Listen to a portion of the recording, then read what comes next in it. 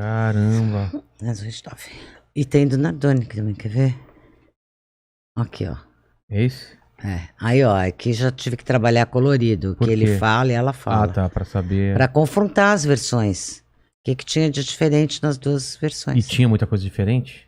Algumas. É? Né? Você lembra? Não vou dar spoiler. Ah, tá, mas algum. Não, eu leio, não, é porque eles têm contradições ali, né? Ela fala de um sorvete, ele fala de um, por exemplo, se eu me lembro bem, um conta que a menina sujou a camiseta, porque ela estava com uma camiseta que não era dela, que era do irmão mais novo da Jatobá.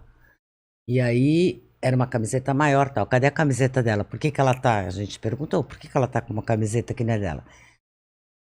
Ele responde que caiu sorvete, ela responde que caiu Coca-Cola. Eu acho interessante. Né? Por quê? Porque a gente não deve discordar sobre o que sujou a camiseta. Exatamente. Não parece ser uma coisa Me chama atenção. que confunda Coca-Cola com sorvete. Então, não é, né? Não é suco ou Coca-Cola, é sorvete. Parece que não combinaram direito a história, né? Então, são algumas coisas. E mesmo nos trajetos, nos tempos, eles têm algumas contradições. Vamos falar desse caso do Nardoni, então. Você entra como lá? O crime Nardoni, quando mataram a Quando Isabela? foi, mais ou menos?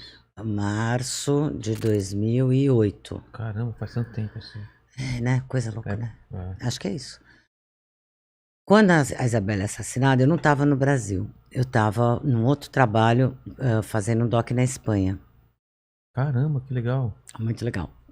E aí, eu não peguei esse fervor aqui que a mídia ficou louca, todo mundo ficou louco.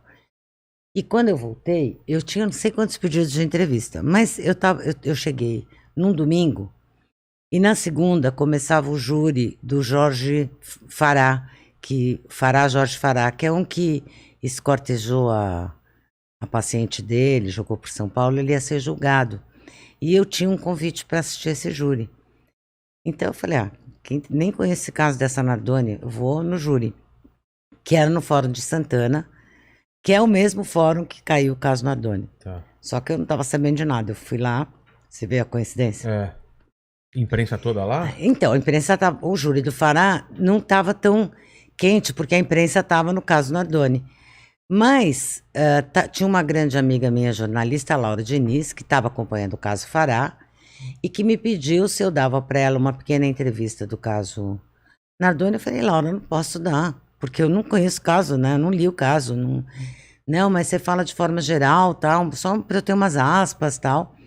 Essa matéria explodiu, porque eu falei uma coisa que todo mundo já tinha certeza que o casal matou, e o cara estava chegando, e eu sou bem assim, sem julgamento, então eu falei que eles podiam sim ser inocentes, que não era provável, mas que também não era impossível. Isso foi cabeça de matéria, que não era impossível que não tivesse sido eles.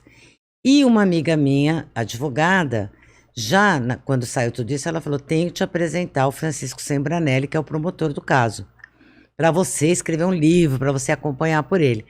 Eu falei, não, cara, não posso acompanhar por ele, porque eu não sei nem se eu concordo. Já pensou se eu achar que esses caras são inocentes? Como é que eu posso acompanhar pela promotoria? Deixa eu ler. Aí eu fui lá bater na porta do juiz Maurício. Promotoria, para quem não sabe... É acusação. É acusação. É acusação. E aí eu fui lá bater na porta do juiz Maurício. Falei, olha, juiz, é o seguinte, sou escritora, levei esse livro para ele, né, tal, e eu levei o livro também do caso Richthofen. Eu acompanho histórias reais, eu escrevo, e eu quero acompanhar esse caso, mas eu não sei que lado eu vou.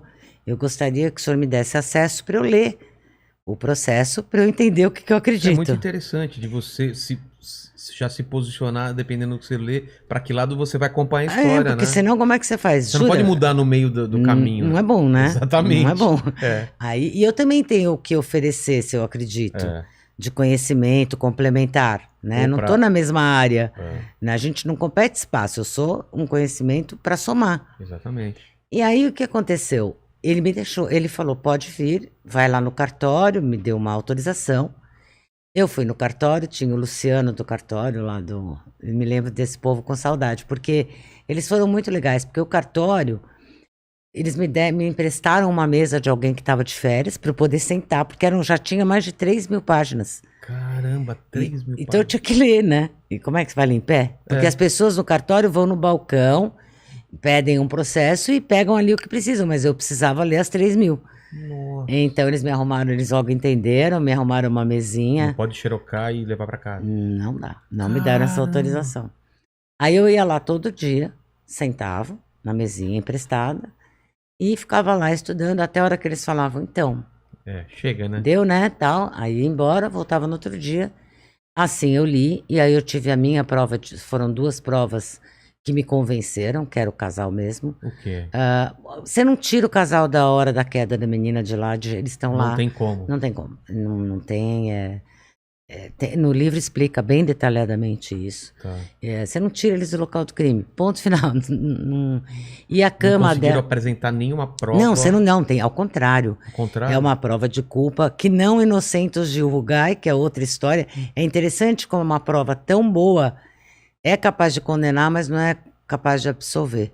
Mas, enfim, Como no assim? caso eu vou te explicar, tá. porque no caso Nardoni é o seguinte: na hora da queda, a Jatobá e o Nardoni estão no telefone fixo do apartamento.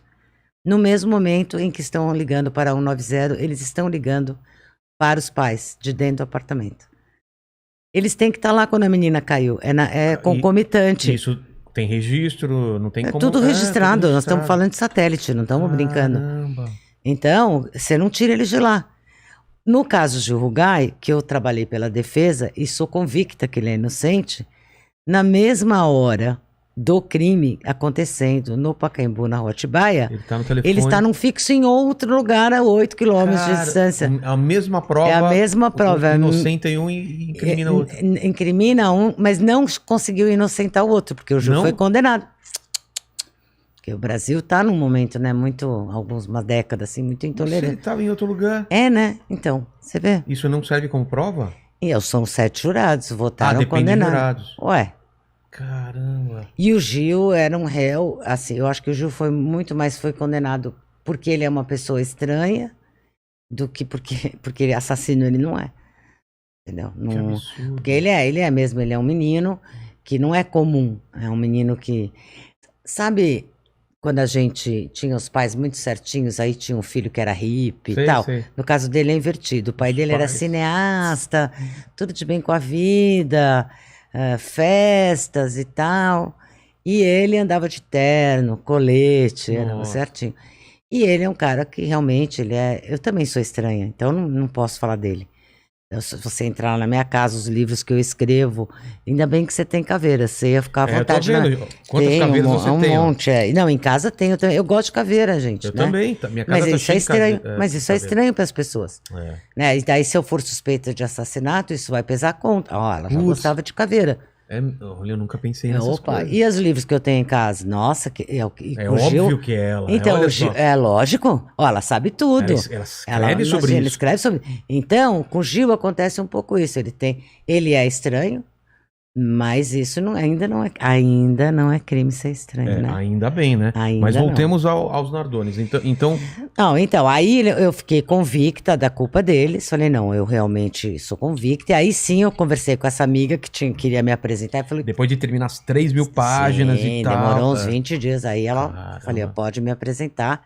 Conheci o Francisco Sembranelli. Ficamos muito amigos. As famílias ficaram amigas, sabe? Ele na época era casado com a Daniela. Fiquei também muito amiga da Daniela, que era defensora geral do Estado de São Paulo, e ele promotor, era um filme, né? O promotor e a defensora.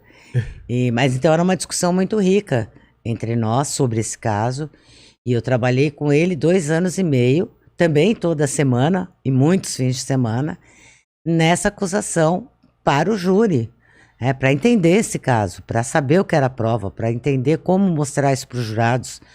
E eu estava no júri completo. Então, e aí escrevi o livro, voltei para casa, me fechei e escrevi A Prova e a Testemunha. Porque o caso Nardoni, no Brasil, ele é um marco, porque é o primeiro caso onde a prova científica é um divisor de águas ali.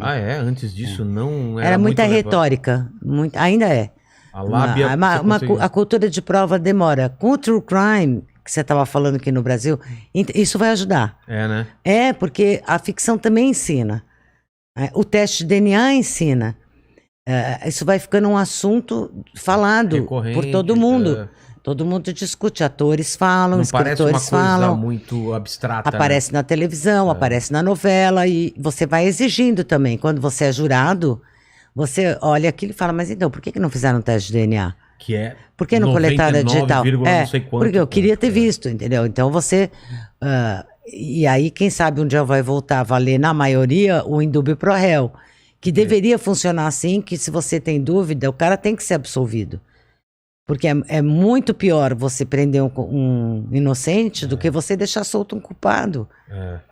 Entendeu? Então, e eu acho que as provas científicas é o que dão muita confiabilidade de que você está votando certo que é culpado. E não porque você fica num discurso da tarde, policial da tarde, né? Porque é psicopata, porque olha o olhar dele, porque ele olhou pra cima, olhou pra baixo. Isso aqui não quer dizer nada, gente, pelo amor de Deus. Suzane chorou no enterro que nem uma louca. Cara, e daí que ela chorou? Quem tá assistindo isso fala, não, claro que ela é inocente, olha mas, só. Gente, chorar até tá fácil, ou tá difícil. No caso de Rugai, eu quase fiquei louca, que tinha uma discussão, tem páginas do inquérito. Se o cachorro não latiu. Eu não sei, não, que o cachorro não. Mas qual é a relevância do cachorro? Assim, é assim que a gente vai entender se alguém que matou era conhecido ou não era? Eu não sei porque o cachorro latiu ou não latiu. Nós vamos ter que chamar o Dr. Pet. Exatamente. Para dar uma opinião no caso, entendeu? Então, eu acho que as pessoas um pouco... Estão perdendo o foco. Precisam voltar para uma prova concreta, que queira dizer alguma coisa de verdade. No caso dos Nardoni, antes de a gente ir para outros casos, como que você sabendo, ou você tendo essa sensação de que eles são culpados, a tua relação não é apaixonada pelo negócio? Sempre é distante ou você fica com raiva, você fica com... Fico toda misturada, é impossível. Sou uma, né? E é por isso que eu penso, eu falo, caramba, os caras mataram uma criança. Então, mas aí quando você trabalha como eu trabalho, você também entende que o crime é um momento da vida daquela pessoa, não é a vida da pessoa inteira. Entendi. Então, por exemplo, um dos momentos mais tristes que eu vi no júri foi a mãe do Alexandre. Gente, que tragédia na vida de todo mundo. É uma tragédia. Culpado, inocente. Quando acabou que o juiz deu a sentença, você acha que alguém ficou feliz? Não, a Isabela estava morta. Não vai voltar. Entendeu? Então, você também vê que esses assassinos... É muito sofrimento no entorno também. Os filhos, os pais... O Alexandre Nardoni e a Ana Carolina Jatobá, eles têm outros 2 filhos. Vocês já pensaram? Eram pequenininhos. Os 2 pais presos, pai e mãe presos por muito tempo. Que tragédia para todos. Então... Não tem só, o monstro. Claro que tem o monstruoso que ele fez e que ela fez, mas tem todo um lado que é o entorno. Tem toda a consequência.